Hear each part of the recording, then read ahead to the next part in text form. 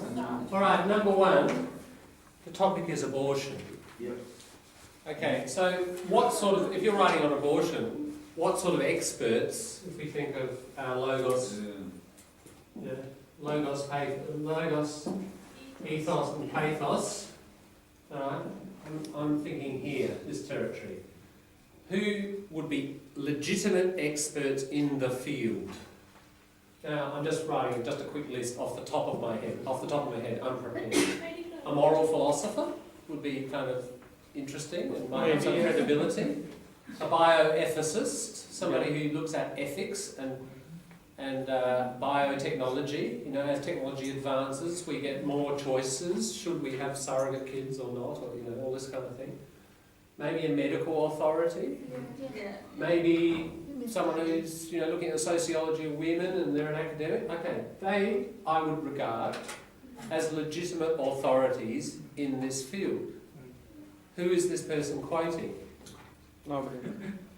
George Bush and Tony Abbott.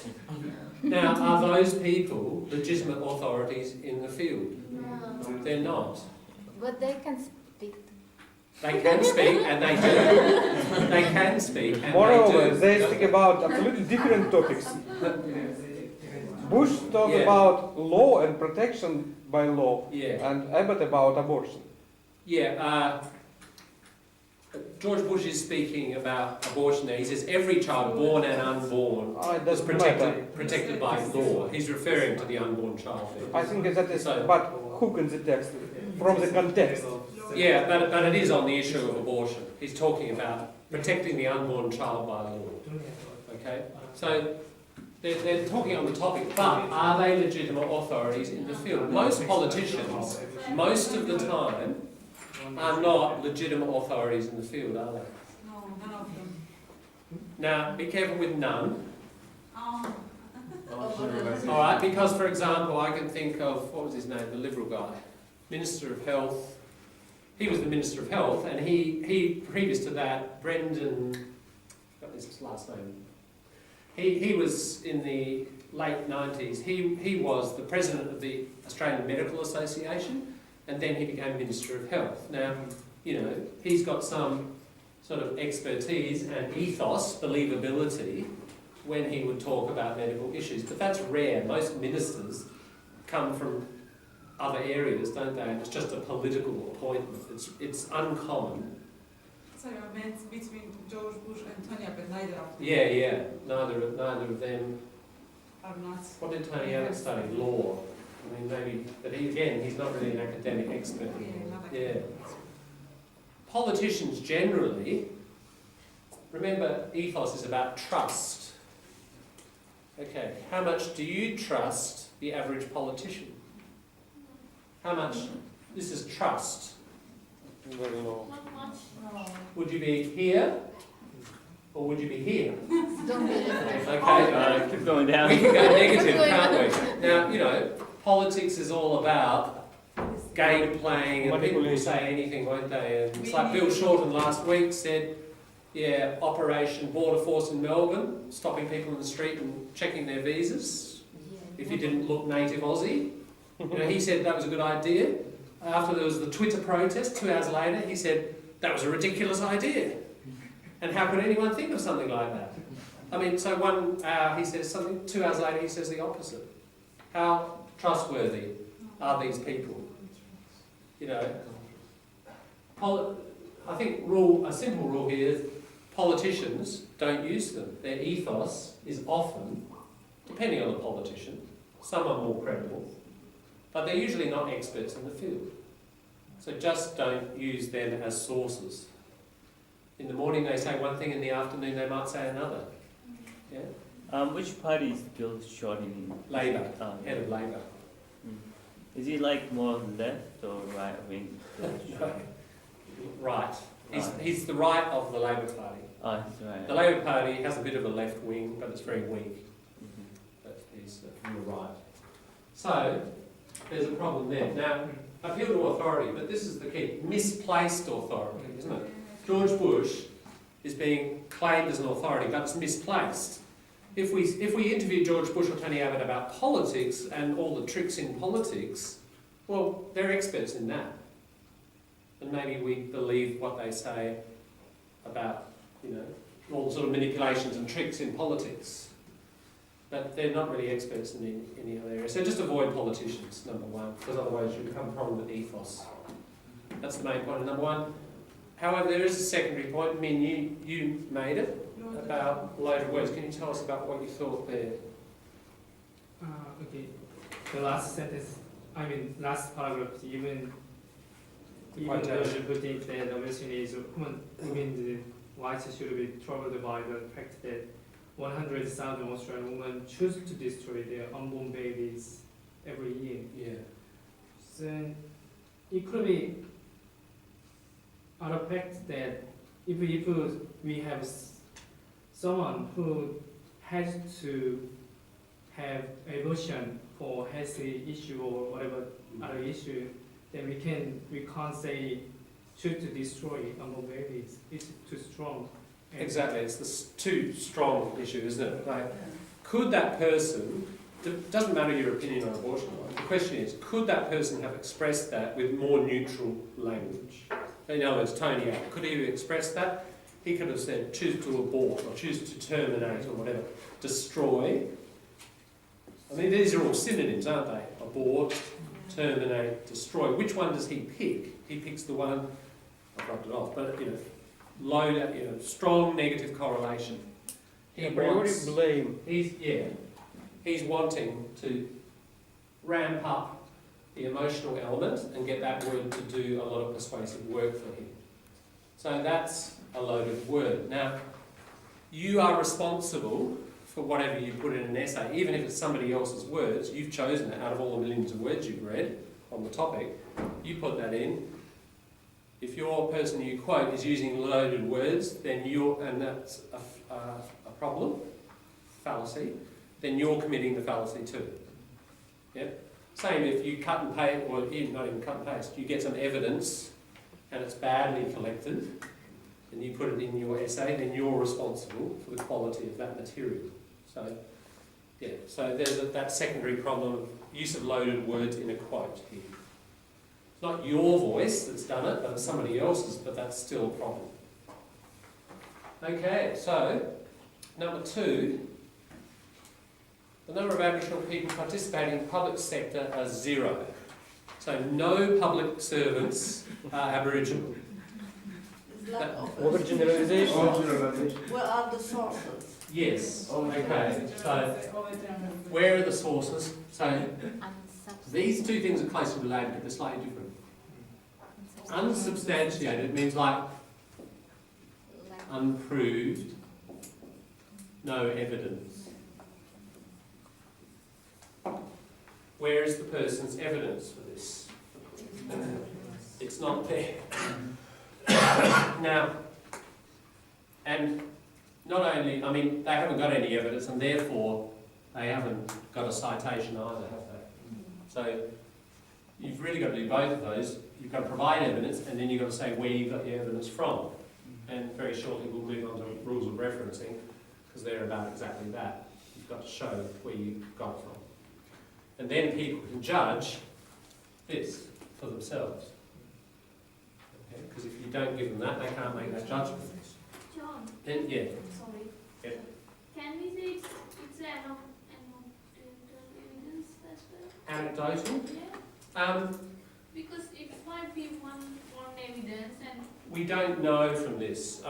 This person is probably, my guess is, they're just writing like from their gut feeling, from their own experience, yes. And in that sense, it's anecdotal. yeah. But it's not, we can't say for sure because we don't know. Have any evidence. We don't have the evidence. If they told a story Yeah, at least and said, look, I went into the TAFE headquarters in in Grenfell Street, and I walked around in there, I saw no Aboriginal person, so therefore, okay. no public servants are Aboriginal. That would be anecdotal. Yeah. Yeah. It would also be what we call a hasty generalisation. You go into one department, or another problem, you can't tell by looking at people. There's another problem, isn't it? But even if they went around and asked, are you Aboriginal, and they ask in one department, they generalise to all the other departments, that is another problem. Number, hasty generalisation. You got that on the list? I'm not sure it's on the list. No. Oh yeah, last one, number 30. Hasty. Haste means quick. Hasty, too quick. So, while we're on this one, we'll cover this one too. You arrive in Adelaide for the first time ever. Remember that day? No, which one? Yeah? Coming in on the airport. Good old Adelaide, this is where I live. Jump in the taxi. You know, taxi driver says, where do you want to go? Oh, okay. Burnside, please. All right. Get to the hotel. You get out, you got the bags. There's the porter just standing there watching you with your bags. You know, he doesn't move, doesn't pick them up. Okay, so you go to the counter, and the counter clerk says, "What do you want?" No hello or anything. Okay, so then you think, "Gee, all Australians are pretty rude." All right, on the basis of 3 or 2 or 1 experience, all Australians are rude. I mean, we all do this, don't we? On the basis of small numbers of experience, Quick judgment. we generalise. So it's too quick, it's hasty. Good judgment. Now, you know, our brains are designed this way because it helps us survive. If we have some bad experience or danger in the jungle or whatever, and we learn even once is enough, isn't it? Sometimes, when we generalise, that helps us survive. So our brains are strongly wired towards hasty generalisation, which means we're still here today as a species, but it's actually, logically, sometimes a problem if we jump to conclusions too quickly and we see patterns that are not necessarily there. So hasty generalisation. So the example, you know, even if somebody walks into the Department of TAFE, asks everybody in TAFE, are you Aboriginal? They say no. Oh, all public servants. No, are non-Aboriginal. Or we don't know how this person's collected this. This is the problem. They haven't given us the evidence, and they haven't shown where it's come from. And they've done this, haven't they? Yeah. Now, all, none, always, never, etc. All those kind of 100% words or 0 words are a problem. They may be true. They may be true. No squares are circles. Well, can be true, 100%. Obvious statements. Hmm? Obvious statements. Yeah. But even non-obvious, there could be. We could find, I don't know, what's a 100% rule in science? Okay, the sun always rises in the east. I think that's correct, isn't it? Maybe if we're in Antarctica, the very south pole, what happens there? I'm not sure. But yeah, you know, there are even some like the one I gave about squares and circles, that's a logical necessity, isn't it? But even just in terms of data, science, the sun always rises in the east. There are some 100% statements, and they can be backed up scientifically. There is no, at this point anyway in our scientific knowledge, there is no velocity faster than the speed of light. That seems at this stage a valid scientific statement. Alright, so the point is you can make them. It's not that they're necessarily wrong, but it's what's called this, a bold claim. Bold means brave. Yep. And if we think of it like this, here's our bell-shaped curve again, and this person is claiming not just that there aren't many Aboriginal people in public service, they're claiming 0, aren't they? So here's our sort of general probability range. They're saying, you know, the probability of finding anyone in the public service who's Aboriginal is 0. And we can, that's if you like, our established knowledge, scientific knowledge. And we can sometimes claim very unusual things. The one I said the other day, the standard for since Hubble discovered that the galaxies were racing away from us, from all other galaxies back in the 1920s. So for 80 years, the expanding universe. Right? Now the idea was that that expansion was probably slowing down because gravity was pulling everything back together. It made logical sense. Okay, in 2000 or 2001, somebody claims, no, it's not slowing down, it's getting faster and faster. Okay, that is a bold claim, isn't it? It goes totally against what people have been thinking for 80 years. But the evidence of very distant exploding stars and all the detailed published results indeed proves it's correct. There's nothing wrong with a bold claim. Bold claims are useful. If we can prove them, they can extend our understanding of the world. But the point about a bold claim is that the bolder the claim, the more the responsibility is on you, the person who's claiming it, to provide the evidence. It's not the responsibility of the people in here to provide the evidence. It's what's called the burden of proof. Burden, carry. So it's like your responsibility. If you're going to claim something that's a bold and brave claim, nothing wrong with that. As I say, this sort of thing can advance our knowledge. But if you're going to do it, you have to supply the evidence. It's not this claim here. No Aboriginals in the public service. And if I don't believe that, it's not my job to go and get the data and show someone that, oh, actually there are 5% public service that are Aboriginal. It's that person. They've made the bold claim. They have to demonstrate it. Okay?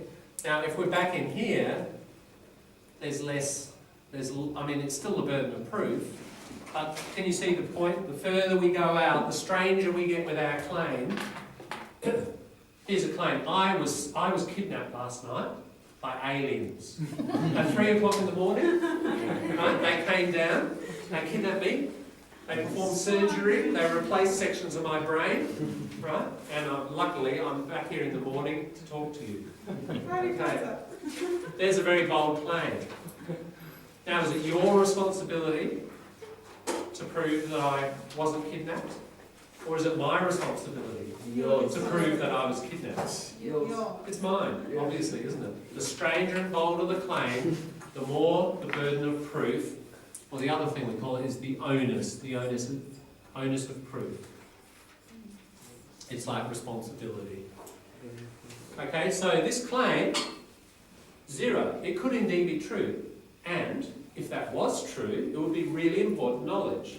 If this person presented data that 3% of the population are Aboriginal, and yet no one is in the public service, that would be very useful and important, because it would mean that the government should have a really long, hard look at itself and think, why are Aboriginal people not participating in the government sector? You know, our schooling system or our employment system, there's something really wrong, and we've got to do something about it. It's really useful knowledge. But that bold claim, there's nothing there, is there? There's no substantiation. Oh, the other thing, if I can see one of the articles talking about something and I cannot, I want to prove, and then I go to their reference, and I found that book, and I open the book to read about, oh yeah, that's true. What should I do? I use it, that book's referencing or the article referencing? Yeah, we'll get on to that's primary and secondary sources. Yeah. Can we hold that question and let it flow? Because we'll definitely, I think we need to do the basics of referencing. But yeah, that's common, and there's a way of referencing that. Let's have a look just quickly at the other claims. They're all the same. People are avoiding, they don't mean themselves, people are avoiding Indigenous people in their communities. Okay, where's the data? Did they do a survey? No. You know, just opinion. Yeah. People are reluctant to rent accommodation to Aboriginal. Did somebody go and do a survey of landlords?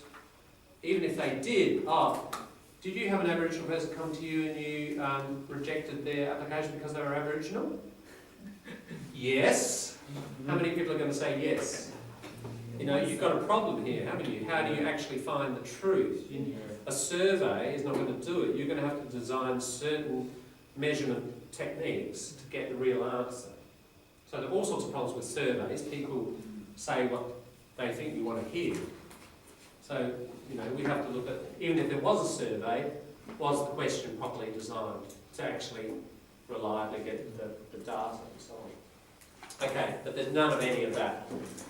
Okay, number 3.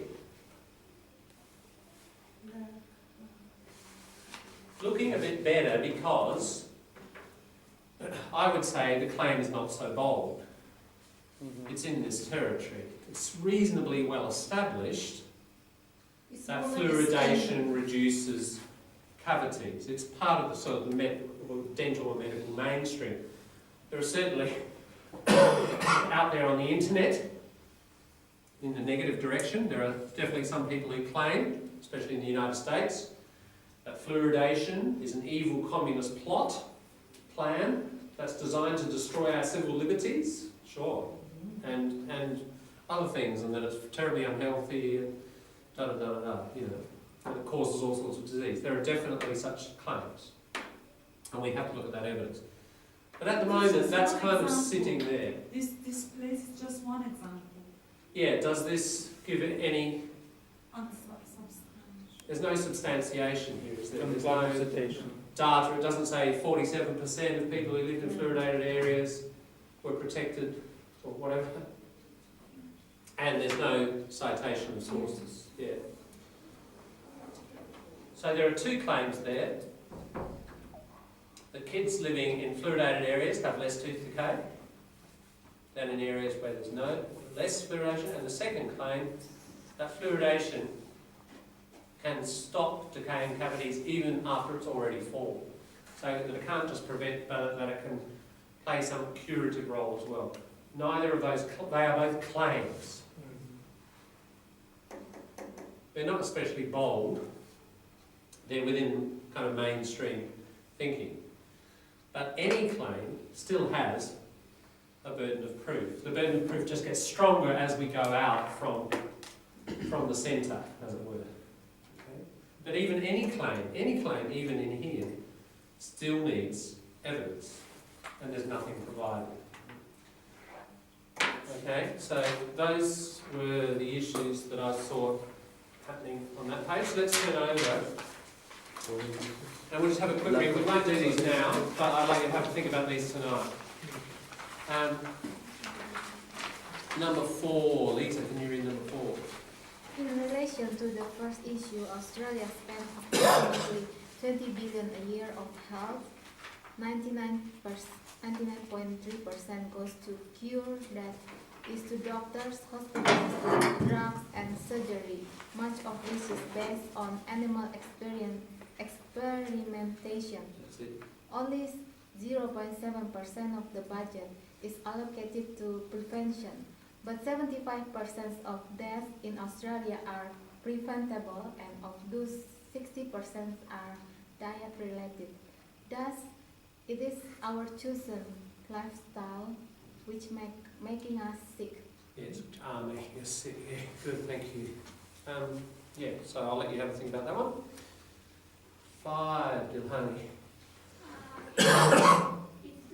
Euthanasia. Euthanasia, first and foremost, was Hilda's ideology. Yeah, so first of all, euthanasia. We talked about the other day.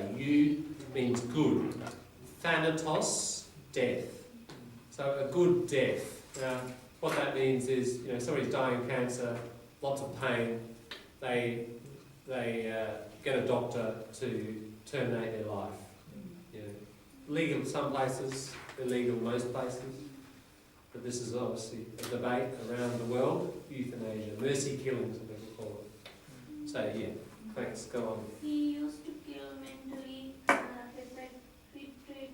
retarded people, feeble-minded, handicapped, and physically disabled in general, deeming that they are not worth living as long as they are not capable of helping themselves. Good, thank you. 6 men. I picked you men because I know you're going to sing this one. This is a song. I'm not gonna say for this one, but we are one, but we are many, and from all the lands on earth we share a dream and sing with one voice. We are Australian. Beautiful, beautiful. Isn't that the Harmony song? The Harmony. Yeah, that's right. Yeah, it's one of the sort of national songs. Yeah, isn't it? National Harmony. Okay, now that was at the very end of an essay. I'll just put it in context. That was right at the end, the sort of part of the conclusion. Okay, 7, Kaltoon. In addition, in case of Inconsistency. inconsistency between the Australian values, the individual freedom and the rule of law, Australian values should have the upper hand. Moreover, those who insist in denial learning and teaching Australian values should clear off. Clear off, yeah. Clear off. Now that verb, that phrasal verb is important. Clear off, what does that mean? If someone says clear off, get out of here. Like back off. Yeah. Stronger, piss off. There's a strong one. Yeah. Clear off, a little less strong. Just need to know the meaning of that. Yeah. All right, have a think about those. Yeah, we'll talk about them tomorrow. Okay, and You know how this is stronger? There's a stronger one. what about if you have the next one? Because I want to start a bit of referencing, but I do know, you need to have a bit of a swap with your writing.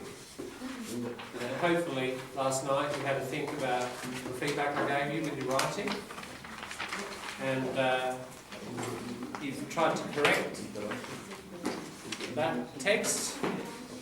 I asked you to bring it along and discuss those corrections with at least one other person, maybe 2. Shall we do that for 10 minutes, quarter of an hour? See what your partner thinks of your attempt to correct. Alright, we'll do that for 10.